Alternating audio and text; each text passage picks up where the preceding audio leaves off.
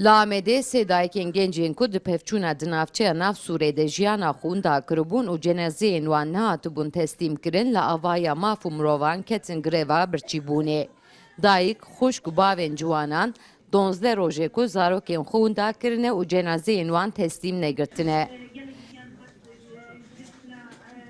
Dayikên ciwanan ji bo ku cenazeyên zarokên xwe bigirin ev 9 rojê ku di greva birçîbûnê de ne.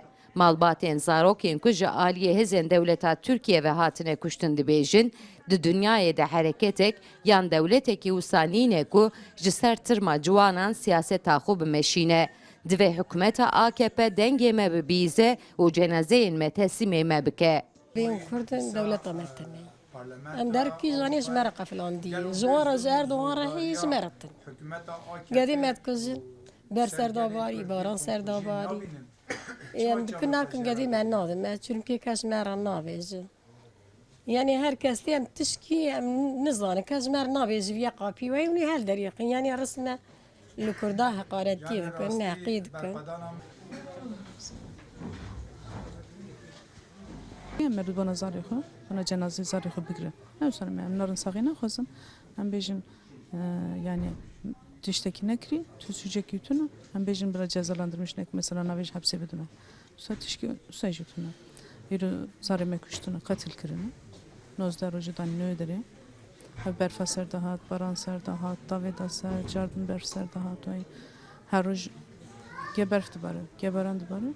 Ke tavdı ser. Yani meroyu dinlesene beji çi yani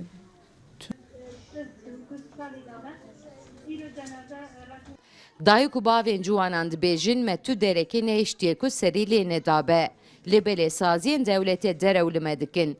Geh dibêjin zarokên we me nedîtiye, geh dibêjin werin cenazeyên xwe bigirin. Yan em ê li gora bê kesan defin bikin. Lê cenazeyên me li erdê ne û teslîmê me jî nakin.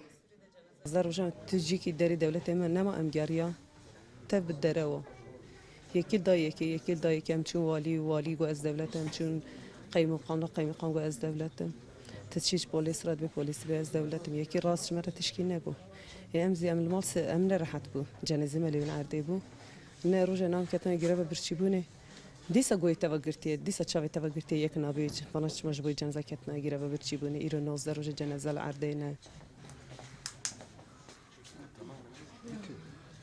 نه روزه جبو لاشه زارک یزان بگیرن ام دگره و برچی بندنه ev Rusya ve velateye ev Rusya Türkiye'ye yani merov jbu kesek evladı merov bukje merov jbu laşi bigre merov gibi greva birçi bune diye dünyayı da çıkıvertine.